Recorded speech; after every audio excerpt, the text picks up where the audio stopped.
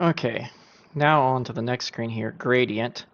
So this lets you determine these colors you're seeing here. We're basically choosing our colors from this gradient based on their distance from where they were stuck. So kind of the distance from the root. So we can kind of play with this. Let's slide the blue over. This should become a bit more blue. We could also choose some totally different colors here. Let's play with this, maybe to make it green. See if we can make a lot more of it green. And there you go, now we're getting green.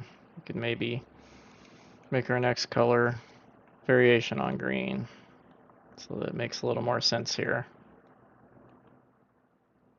Maybe a little bit of blue kicking in there.